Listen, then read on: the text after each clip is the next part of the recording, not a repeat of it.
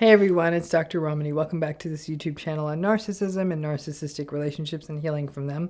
This is a bit of a quirky one, and those of you who may not work in media or television or film may not understand the language. You will when I'm done with this video.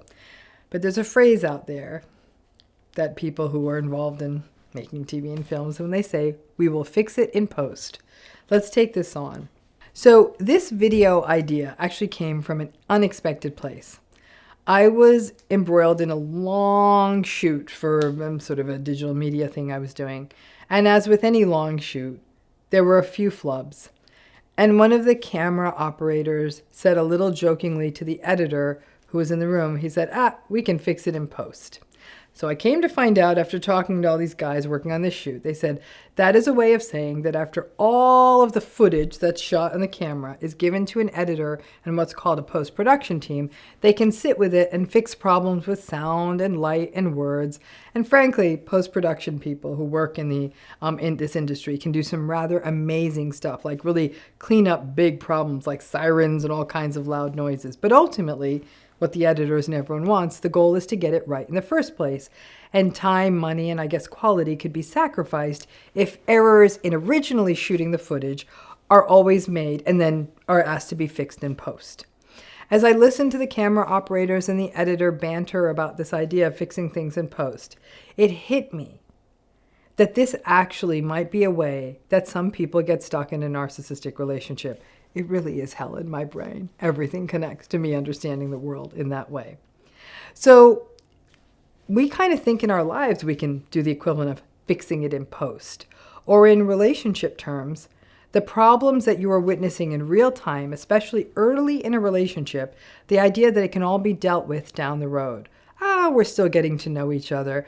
Relationships are always a little hard in the beginning. It's just growing pains. They're doing these things because they're a little anxious. It'll get better, and once we get to know each other more, we can communicate more about this. We can fix it in post. The relationship equivalent of that is, we'll address that. We'll fix it down the line. Frankly, the people who work in post-production actually can fix it in post. But I'm not so sure that this works in relationships. And everyone, especially in relationships, should hope and would like to have it shot right the first time, rather than having to spend the time making it better on the back end. Because in narcissistic relationships, trying to fix it on the back end, that's actually too late. Time is of the essence when you're trying to figure out and disengage from narcissistic relationships. The more time you spend in one, the more time you invest, the more likely you are to start internalizing the patterns such as self-blame and get more confused and become more hypervigilant and find it impossible to set boundaries and keep getting deeper and deeper in and more confused and more stuck. This is a risk most often faced by people who may be experiencing pressure to make a relationship work. Maybe you are feeling a time pressure. Maybe you moved in with your new partner very quickly. Maybe your friends were all in relationships and you wanted to be in one because that seems the way everyone in your world was going. Maybe you wanted to become a parent. Whatever it is, there can be a sense that you can fix it down the line once things are more set. This is a bit like buying a house that has lots of problems in it and believing that once you can get the sale cinched up and get it and agree to not getting the house inspected, and you can believe that you'll be able to fix it down the line. And when has that ever been a good idea and not gotten someone into trouble after they find out that their house needs a new foundation and a new roof and a new everything, and they ain't got the money for that? The idealized but confusing beginning of a narcissistic relationship, coupled with other pressures, such as trying to make something that kind of feels right or good, like the way a narcissistic relationship feels right or good in the beginning, can be deeply challenging. And we can get caught into that bad bet of thinking that once I get this locked down. I can smooth out the rough edges in this relationship down the road. It's a tempting leap, especially for somebody who might say, oh my gosh, I've been dating for years and it's hard to meet someone, or someone who spent years looking for a job. It can mean that your detector, if you will, and your discernment are actually working. That's why you've been trying things and it's not working out. And that even in this new relationship, you see something that you know is not perfectly right.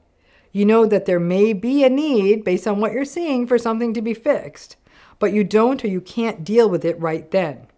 Or you're afraid what will happen if you try to do that. And the denial and the rationalization and the justification part is that I see it, but I'll just fix it later. We can talk about it later. We'll deal with it later. The good news is that you've recognized a problem early on. The bad news is that you believe that there's a fix. And the really bad news is that not only believe there's a fix, which allows you to get deeper into the relationship, is that then it can become a really future faked mess. And that idea of after we move in together and after we get engaged and after I get the salaried position and after the kids are born, after I get promoted, after I retire, we'll just figure it out down the line. Right now, I'll just try to get through the worst of it. The whole damned relationship can start to feel like a hazing ritual. The problem is you go through this hazing ritual and you're never going to get into the club, which is a normal, healthy relationship. So no disrespect intended to the brilliant post-production folks out there, but you know damn well that it's better to shoot it right than to fix it up. And the difference between your life in a relationship and a film or a TV shoot is that the post-production team has a fighting chance to fix it in a real way. In a narcissistic relationship, you are always going to be stuck with the bad footage. Because in real life, there's no way to edit away someone's narcissistic personality or their behavior or its effect on you. Don't put off to tomorrow what has to be dealt with today. Toss yourself into the tiger's cage and try and deal with it now. If you have the difficult conversation and it's truly toxic, you will see clearly what you are up against. If it's not, then you will have a meaningful conversation and maybe even a course correction. But if you are seeing unhealthy patterns, putting it off all means taking the very risky bet of getting caught in a relationship that will turn you inside out and leave you doubting yourself for a long time. No, it can't be fixed in post. Thanks again.